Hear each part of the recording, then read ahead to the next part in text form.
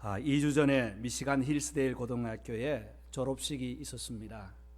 이 졸업식을 할 때 되면 고등학교는 학교에서 수석했던 학생이 마지막 송별 연설을 하지 않습니까? 이 엘리자베스라는 학생이 연설문을 다 작성하고 그 연설문을 학교에 제출했습니다. 제출했는데 교장 선생님이 연설 중에도 이 구절을 빼야 된다고 통보를 했습니다. 그 내용은 바로 하나님을 위해서 살았고 나의 정체성은 하나님이다 하는 그 내용이었어요. 공적인 졸업식이기 때문에 개인의 신앙이나 고백을 할 수 없다는 것입니다. 그런데 이 학생은 포기하지 않습니다. 이것이 나의 정체성이고 또 내가 지금까지 그렇게 살았고 하나님의 말씀에 그렇게 명확하게 기록되어 있기 때문에 저는 뺄 수가 없습니다 라고 교장 선생님과 학생 간에 갈등이 일어났습니다. 하나님을 믿고 그분의 나라를 위해서 헌신하는 삶이 나의 삶이었고 나는 앞으로 사회 가서도 이 삶을 살겠다는 각오, 이것을 빼라는 겁니다. 그래서 이 학생이 포기하지 않고 계속적으로 주장을 하다가 법적인 판단을 받게 되었습니다. 변호사를 사가지고 이제 법적인 판결을 내렸는데요. 어떤 판결을 내렸는가 하면 믿음을 가진 학생이 졸업 연설에서 자신의 신앙을 표현할 권리가 있다 하는 겁니다. 그래서 학생은 너무 감사했어요. 그리고 졸업 이 연단에 섰습니다. 서서 이렇게 표현을 합니다. 나의 믿음을 친구들과 함께 나눌 수 있게 되어서 감사합니다. 하나님께서 저의 이 졸업 연설을 통해서 더 큰 영광을 받으실 뿐 아니라 이 상황을 사용하여서 그의 나라가 확장되기를 기도합니다 라고 연설했습니다. 여러분, 멋진 연설 아닙니까? 저는 이 기사를 쭉 보면서 멈출 수 없는 열정이라고 제목을 붙여보았습니다. 하나님의 말씀을 보면 멈출 수 없는 열정을 가진 사람들이 참 많이 나옵니다.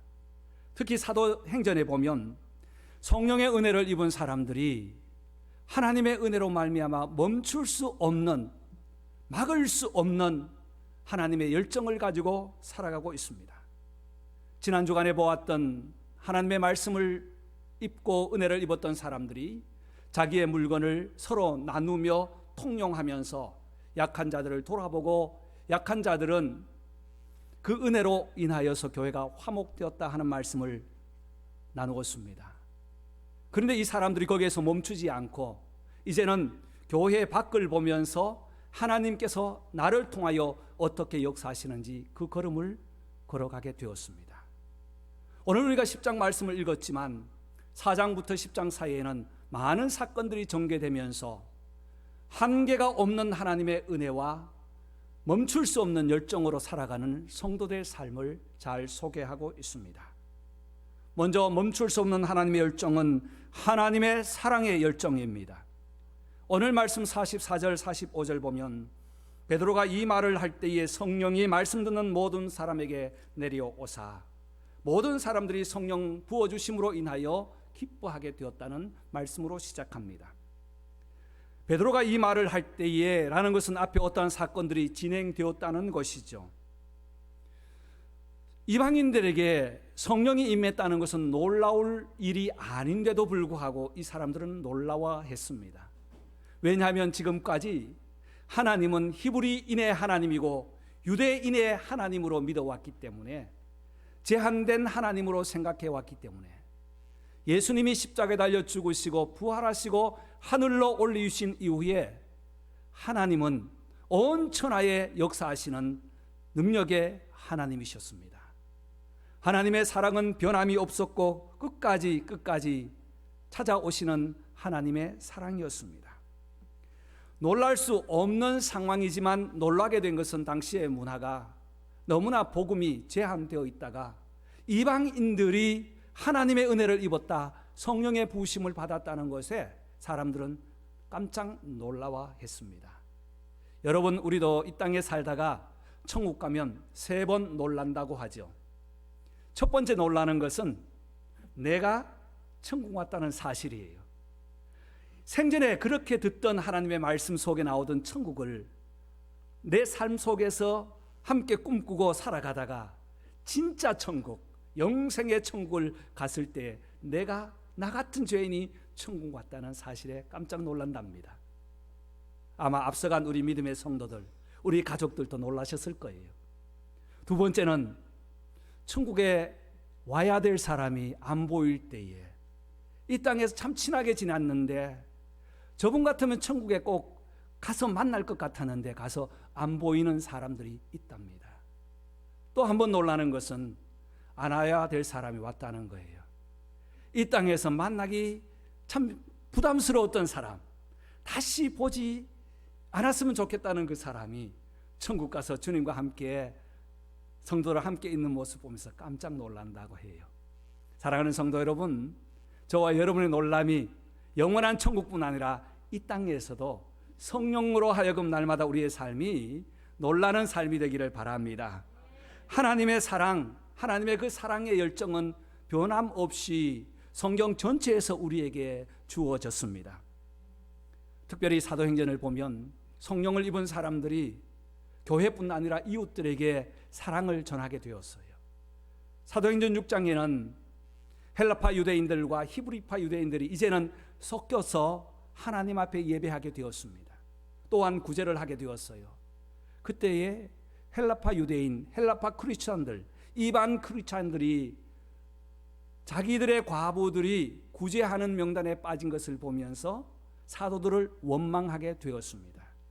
그때 사도들은 지혜롭게 그 구제 사역들을 이제는 집사님을 세워서 사역을 감당하게 하시고, 사도들은 기도와 말씀 전하는 일에 전무하겠다고 결단을 내립니다. 그때에 집사님들을 선택했는데 몇 사람을 뽑았죠? 7 집사님을 뽑았습니다. 그런데 그 집사님들의 이름을 자세히 보면 그 이름이 다 이방인의 이름이었다는 거예요. 스데반, 빌립 비롯해서 이름들이 히브리적으로 성경에 나오는 이름들이 아니라 새로운 이름으로 기록된 것을 보아서 이방인들 지도자를 세워서 교회가 평안하게 갈 수 있도록 지혜를 받았습니다. 이것은 바로 하나님의 사랑의 지혜를 받음이요, 하나님의 사랑의 방해 요소가 원망이었는데 원망을 단번에 잠재울 수 있는 것은 하나님께서 지혜를 주셔서 그 일을 감당하도록 하였던 것입니다. 사람들은 좋은 자리, 기득권 자리, 좋은 사람들을 앉히려면 내가 가장 친한 사람을 앉히기 위해서 안간 힘을 쓰지만, 오히려 사도들은 이방 출신 성도를 사용하여서 하나님 사역에 동참하게 함으로 인하여 열등이나 피해의식을 갖지 않고 하나님 앞에 함께 세워가도록 하나님 나라를 확장한 것은 큰 지혜였습니다. 이것이 하나님의 은혜이고 성령의 임재하신 역사였습니다. 7 집사님들은 마음을 다하여 가감 없이 복음을 전했습니다. 8장과 9장에 보면 빌립이 사마리아로 올라가서 복음을 전하게 되었고요, 집사님들이 흩어져서 복음을 전하는데 그 복음 전하는 역사가 얼마나 뜨겁고 열정적인지, 하나님의 사랑이 아니면 감당할 수 없는 그러한 일들을 감당하게 됩니다. 우리가 잘 아는 스데반 집사님은 하나님의 말씀을 전하다가 돌에 맞아 순교하는 일들도 있었습니다. 또 사도 바울은 하나님을 핍박하던 일에 동참하였습니다. 특별히 스데반이 죽을 때에 옷을 벗어놓고 앞장섰던 청년이 바로 사울 바울이었습니다. 그런데 그가 이제는 저 다메섹까지 흩어진 성도들을 잡아올 공식적인 공문을 받아가지고 다메섹으로 가다가 그만 주님을 만나버렸습니다. 얼마나 놀라운 일이었는지요. 그래서 다메섹 성 안에 들어가서 안수를 받고 거기에 있는 동안에 유대인들이 사울이 개종했다는 소식을 듣고 사울을 죽이기로 공모합니다. 다메섹에 있던 성도들이 사울을 광줄에 담아서 성 밖으로, 담 밖으로 내보내어서 피신을 시키는 장면도 나옵니다. 말씀을 읽으면서 마음이 막 뜨거워 올라요. 하나님의 사랑을 경험하고 그 사랑에 겨워서 살아가는 사람들을 보면 정말 목숨을 다해서 헌신했던 사람입니다. 그래서 바울은 다메섹 성에서 탈출하여 예루살렘으로 달려갑니다. 달려가서 사도들에게 내가 예수를 만났습니다. 이전에 사울이 아닙니다. 나를 믿어주세요 했더니 사도들이 믿지 못하는 거예요. 얼마나 친밀하고 잔인하게 계획했던 그 사람이었기 때문에 믿을 수가 없었어요. 그래서 그를 다시 고향 저 멀리 다소로 보내어서 10년 동안 조용하게 준비하면서 보내는 시간들이 나옵니다. 사랑하는 성도 여러분, 하나님의 사랑은 어제도 오늘도 내일도 변함없이 우리에게 열정으로 찾아오고 계십니다. 이 사랑을 우리가 함께 느껴가는 성도가 되기를 원합니다. 사도행전 9장 31절 말씀, 그리하여 온 유대와 갈릴리 사마리아 교회가 평안하여 든든하게 서가고 주를 경외함과 성령의 위로로 진행하여 수가 더 많아졌더라. 이 말은 사도 바울의 핍박을 하나님께서는 그 핍박을 바꾸어서 하나님을 믿고 예수를 믿는 사람으로 변화된 이후에 스데반이 순교한 이후에 교회들이 든든하게 서갔다는 것입니다. 여기서 평안히 든든히 서갔다는 말은 그냥 안전하게 되었다는 그런 의미가 아니에요. 여기에서는 고난 중에도 하나님의 은혜를 깨닫고 하나님의 사랑에 깨워서 찾아오시는 열정에 그 하나님의 사랑에 감사하여서 비록 순교할지라도 두려워하지 아니하고 오직 주님만 의지하는 신앙, 이것이 하나님의 사랑이요 하나님의 은혜가 아니었겠습니까? 그래서 교회는 풍파가 없는 것이 아니라 풍파 중에도 믿음을 더욱 굳건하게 잡고 믿음으로 살아가는 성도가 있을 때에 교회는 평안하고 든든히 서간다고 표현할 수가 있습니다.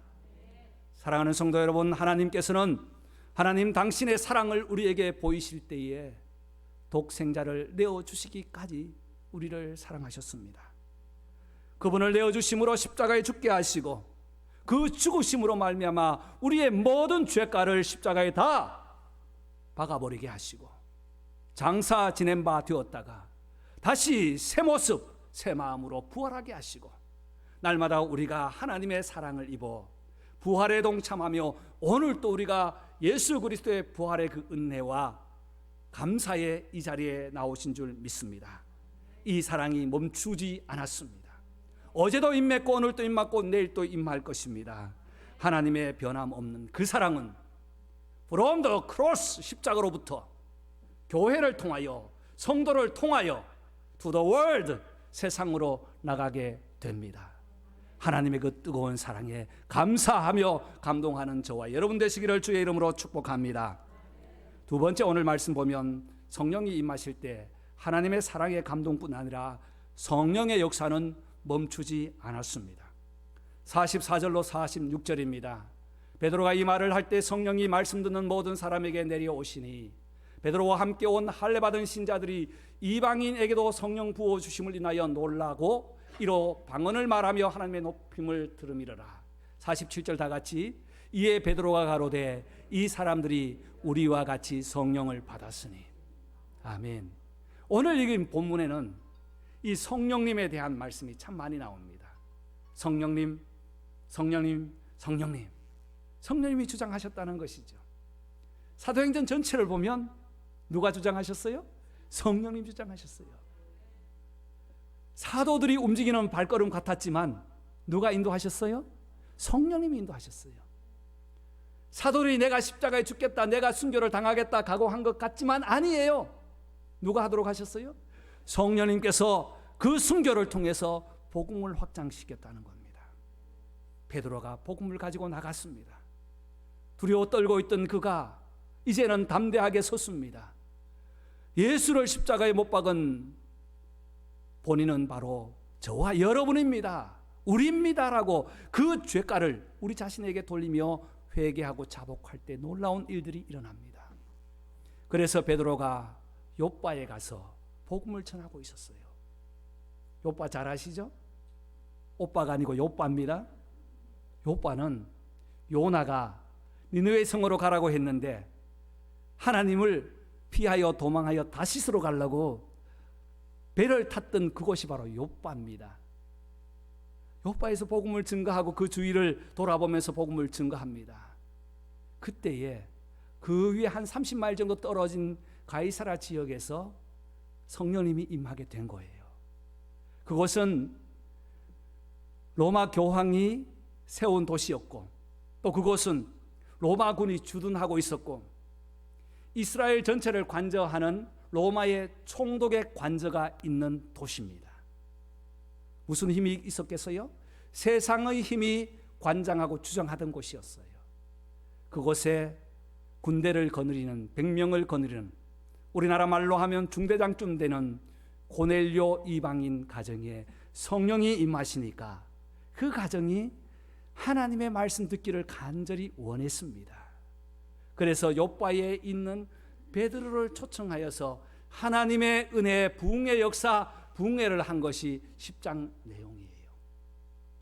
이 고넬료는 어떤 사람인가? 고넬료는 10장 2절 보면 경건하여 온 지방과 더불어 하나님을 경외하며 백성을 많이 구제하고 하나님께 항상 기도하더니, 이방인이었지만 성령님이 임하시고 복음을 받으니 새로운 사람이 되었습니다. 하나님을 경외했습니다. 혼자가 아니라 온 가족과 더불어 식속들과 종들과 함께 하나님께 경배했습니다. 예배 생활을 했다는 것이죠. 백성들을 많이 구제했습니다. 선행을 많이 실천했습니다. 하나님께 항상 기도하더니, 유대인들은 하루에 3번씩 기도합니다. 아침 9시, 정오, 오후 3시에 꼭 기도합니다. 그런데 제9시, 우리나라 말로 하면 오후 3시에 기도할 때에 성령님께서 찾아오셔서 요바에 있는 베드로를 초청하여 와서 하나님의 말씀을 들으라 하는 음성을 듣게 됩니다. 얼마나 감격스러운 일입니까? 그런데 한편 요바로 가봅시다. 요바에는 누가 있습니까? 베드로가 있어요. 베드로가 다음날 아침 기도 시간, 오후 정오에 기도하는데 하늘에서 환상이 보입니다. 환상이 보이는데 큰 보자기가 있는데 율법에 먹지 못하는 짐승들 거기에 꽉 담아서 내려오면서 베드로 보고 잡아 먹으라는 거예요. 환상입니다. 까마도 보이고 눈 떠도 보여요. 환상이에요. 그래서 베드로는 유대인 아닙니까? 먹을 수 없다는 거예요. 부정한 것은 성경 말씀에 먹지 말라고 했는데 저는 먹을 수 없습니다. 그때 성령님께서 먹으라 3번 하시면서 이런 말씀을 하세요. 내가 정하다고 한 것은 정하니 먹으라는 거예요. 내가 정하다고 한 것을 너가 왜 부정하다고 하느냐 하고 3번 말씀하시더니 그 보자기가 싹 사라져 버리는 거예요. 그래서 도대체 이것이 무슨 의미일까? 무슨 의미일까라고 서성대면서 묵상하고 있는데 문을 똑똑똑 두드리는 겁니다. 계세요? 여기에 혹시 베드로 선생님 묵으시는 집이 맞습니까? 라고 지금 문을 두드립니다. 내려가 보니 자초지정 이야기를 하는 거예요. 우리는 저 고넬료의 식솔들입니다. 부하들입니다. 지금 우리 백부장 가정에서 선생님을 모시고 와서 하나님 말씀 듣기를 원합니다. 베드로는 갔을까요? 가지 않았을까요? 갔겠죠. 달려갔겠죠. 아하, 바로 방금 보여주었던 하나님의 환상이 이 말씀이었구나. 사람들은 이방인이라고 멸시하고 복음이 없다고 성령을 받지 못한다고 생각하였지만 성령의 역사는 끊임없이 멈추지 아니하고 그 열정으로 사람을 찾아가 주시고 변화시켜 주시고 하나님의 말씀으로 하나님께서 새 사람을 만들어 주셨다는 것을 깨닫게 되었습니다. 그래서 사도행전 10장 35절에는 그 자리에서 하나님은 사람의 외모를 보지 않으시고 각 나라 중 하나님을 경외하며 의를 행하는 사람은 다 받으실 줄 깨달았도다 라고 말씀합니다. 할렐루야. 성령님의 역사입니다. 성령님께서 멈출 수 없는 열정으로 찾아와 주신 거예요. 베드로에게 찾아와 주시고 고넬료에게 찾아가 주셔서 성령의 은혜를 감당하도록 사람을 사용하셨다는 것입니다. 많은 사람을 사용하셨죠. 빌립도 사용하셨고 스데반도 사용하셨고 베드로 사용하시고 바울 사용하시고 지금은 이방인인 고넬료를 사용하시기 위해서 성령님께서는 일을 하고 계십니다. 지역을 초월했습니다. 지금까지는 예루살렘에만 머물고 계셨다고 생각했던 그 하나님이 이제는 이방 땅 온 유대와 사마리아와 땅끝까지 이르러 복음의 증인되라는 귀한 말씀으로 성령님은 지역을 초월해서 일을 하고 계십니다. 그 성령님께서 이 미국 땅 시애틀 그리고 남쪽 지역에 있는 켄트 교회 여러분과 함께하여 주시는 줄 믿습니다. 성령님의 역사, 성령님의 은혜를 경험하시기를 바랍니다. 멈추지 않고 찾아오시는 성령님의 역사가 아니겠습니까? 또한 멈출 수 없는 열정은 복음을 전파하는 마음입니다. 47절 48절을 다시 보시면 이에 베드로가 이르되 이 사람들이 우리와 같이 성령을 받았으니 누가 능히 물로 세례 베품을 금하리요 하고 명하여 예수 그리스도의 이름으로 세례를 베풀라 하니라. 그들이 베드로에게 며칠 더 머물기를 청하니라. 지금 베드로가 어디에까지 왔죠? 가이사랴의 고넬료 가정에 와서 하나님의 말씀을 전했어요. 사모하던 그 말씀을 받으니 얼마나 놀라웠겠습니까? 우리는 쉽게 말씀을 성경으로도 듣고 요즘은 뭐 인터넷 켜면 줄줄이 나오지 않습니까? 오늘 이 본문도 설교를 키면 저보다 설교를 잘 하시는 목사님들이 구수하게 또 열정적으로 설교하시는 많은 설교들이 있을 것입니다. 홍수 시대예요. 그러나 당시에는 고넬료 가정에서 하나님의 말씀을 전하고 하나님의 말씀으로 은혜를 입는 것은 놀라운 역사가 아닐 수 없습니다. 고넬료 한 사람, 한 가정의 문제가 아니에요. 민족을 바꾸고 세계의 하나님의 복음의 통로를 바꾸는 역사입니다.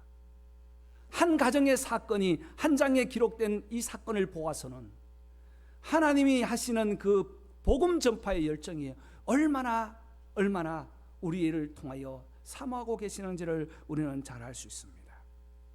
성령이 임하였을 때 그들이 말씀을 받고 아멘으로 했을 때에 베드로가 이렇게 선포합니다. 성령이 임하였으니 물로 세례를 베품이 무슨 문제가 있겠는가? 우리 물로 세례를 주자라고 세례를 베풀었다는 거예요. 이 세례라는 사건은 성령님이 임하여서 우리가 예수 그리스도를 내가 믿는다는 고백과 함께 복음의 증거의 확신으로 주어지는 결과입니다. 성령을 받았으면 됐지 물세례가 무엇이 필요한가? 라고 물세례를 거부하는 사람도 있습니다. 그러나 성경은 그렇게 말씀하시지 않습니다. 왜냐하면 세례는 우리 주님께서 마지막 우리에게 명령하신 커미션이기 때문이에요. 우리에게 마지막으로 부탁하시면서 너희가 온 족속으로 제자를 삼아 아버지와 아들과 성령의 이름으로 무엇을 주고? 세례를 주고 그들을 가르쳐 지키게 하라고 하셨어요.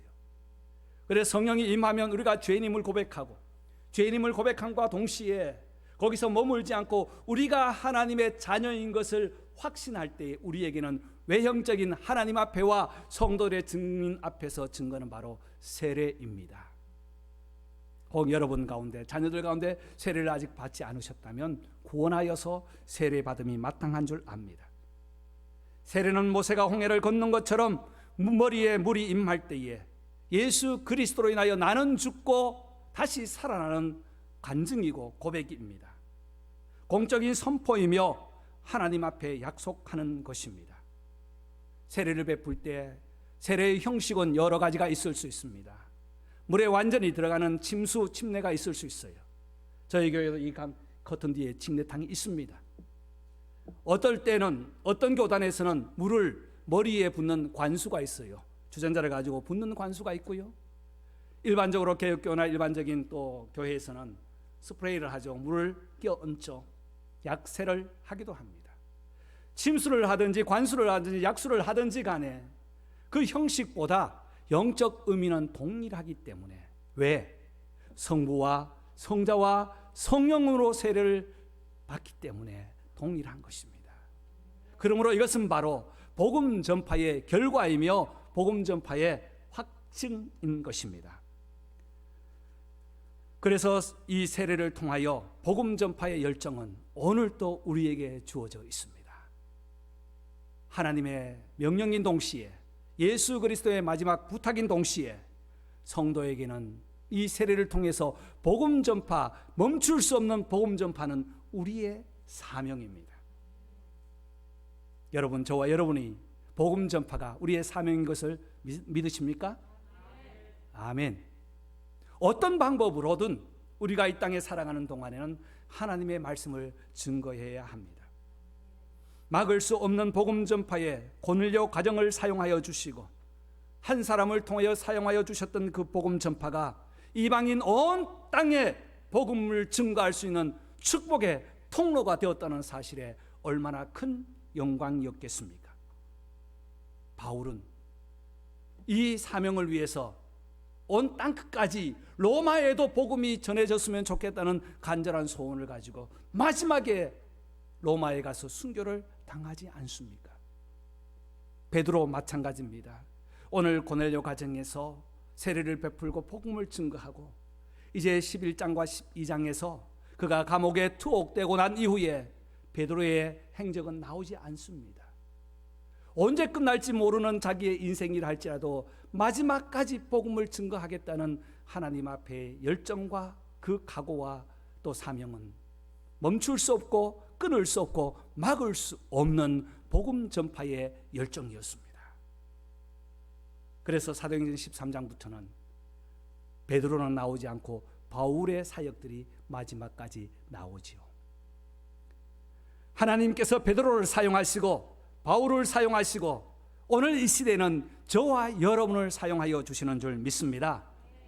이 복음은 예루살렘에서 사마리아 땅끝까지 이르러 복음을 증거하는데 유럽 땅을 거쳐서 미국 땅에 오게 하시고 다시 한국으로 가게 하시고 이제는 동남아를 통하여 우리 선교사님들이 사명을 감당하고 아울러서 아프리카로 복음은 지속적으로 확산되어 가고 복음의 촛대는 하나님께서 성령으로 하여금 옮겨지고 있다는 사실입니다. 사랑하는 성도 여러분, 저와 여러분이 멈출 수 없는 열정을 가졌다면 어떤 열정에 투자하시겠습니까? 복음 전파의 열정이 아니겠습니까? 이 사명자가 다 되시기를 바랍니다. 그렇다면 어떻게 복음 전파를 할까요? 저는 여러분에게 6가지의 적용점을 말씀드리고자 합니다. 먼저는 복음 전파하기 위해서는 사람을 어떻게 해야 돼요? 접촉해야 돼요. 만나야 합니다. 어떻게든 만나야 합니다. 그래서 저희들이 나가서 만날 확률이 그렇게 많지 않기 때문에 교회에서 탁구 교실을 통해서라도 앞으로 모셔올 수 있도록 문화교실을 시작하려고 합니다. 여러분도 삶의 현장에서 만나는 사람에게 나의 만남의 대상은 나의 어떤 사람이다? 복음 전파의 대상이라는 거예요. 교회를 다니신다면 복음을 확신할 수 있도록 복음을 말하십시오. 교회만 왔다 갔다 하는 게 아니라 이제는 내가 예수님을 믿습니다라는 고백을 자연스럽게 할 수 있도록 말입니다. 제가 작년에 겨울에 그 낚시터에 갔다고 했지 않습니까? 가보면 사람들이 장로님 하시고 하시는데 이 표현이나 하는 행동을 보면 그렇지 않아요. 참 부끄럽습니다. 그래서 어떤 직분이나 어떤 교회 다니는 것이 중요한 것이 아니라 더욱더 중요한 것은, 그것도 중요하겠지만 중요한 것은 우리의 마음에 예수 그리스도를 믿는 확신을 갖도록 접촉하는 사람에게 복음의 고백을 하시기 바랍니다. 두 번째는 무엇을 할까요? 선물을 주십시오. 선물을 주라니 나는 돈도 없는데요. 아니에요. 돈 가지고 주라는 것이 아닙니다. 우리의 만남 자체가 선물 되기를 바랍니다. 여러분의 마음이 선물 되기를 바랍니다. 내가 힘들 때 그 사람 생각할 수 있는 그 선물의 이미지를 남긴다면 얼마나 큰 선물이겠습니까? 그러면서 파악을 하는 거예요. 얼굴은 괜찮지만 편안한 것 같지만 속에 엉그러진 것이 있구나. 파악을 하는 것입니다. 내가 이분에게 어떻게 하면 이 마음을 달래줄까 파악을 하는 것입니다. 그리고 파악에서 끝나지 말고 소망을 주십시오. 그래, 맞아. 나도 사업 실패한 경험이 있어. 나도 식당 가다 쫄딱 망한 경험이 있어. 내려갈 데가 없어서 지하실까지 간 적이 있어. 라고 고백할 때 거기에 마음의 동화가 일어나요. 그러면 거기에서 같이 주저앉아 있으면 안 되잖아요. 거기에서 일어나는 사람들을 함께 간증할 수 있도록 함께 만남을 만드는 겁니다. 혼자가 부족하면 도움을 받으십시오. 서로 나누어서 이분에게 이 사랑이 필요하다, 이 마음이 필요하다, 이 은혜가 필요하다고 하면 우리 주위에서 그와 같은 일을 경험했던 사람들 함께 초청해서 간단한 차를 나누면서 나도 그렇게 해서 이겼어, 정말 실망하고 정말 좌절하고 정말 죽고 싶은 마음을 가졌을 때에 그 마음에서 일어나는 사람 이야기를 들으면 나도 일어날 수 있구나, 하나님께서 나를 이렇게 세워주셨어라면 그래, 나도 하나님을 신뢰해야 되겠다는 마음이 생겨나기 때문이에요. 그리고 초청하십시오. 여러분, 접선파 소관초는 우리 평생의 할 일입니다. 다 같이 암호 6가지를 한번 큰 소리로 읽어봅시다. 시작. 접선파 소간초. 접촉만 하다가 끝날 수도 있어요. 간증만 하다가 끝날 수도 있어요. 그러나 우리가 할 일은 복음 전파에 앞장섰다는 사실, 다른 일들은 하나님께서, 성령님께서 하실 줄 믿습니다. 하나님의 하실 일을 기대하면서 저와 여러분이 오늘도 멈출 수 없는 열정을 경험하기를 바랍니다. 하나님의 사랑에는 멈출 수 없었습니다. 성령님의 역사에는 멈출 수 없었습니다. 복음 전파의 마음과 확신과 사명에는 멈출 수 없습니다. 이 열정을 가지고 이번 한 주간도 승리하시고 하나님께 영광을 돌리는 귀한 성도들 되시기를 주의 이름으로 축원합니다. 기도하겠습니다. 하나님 아버지, 감사합니다.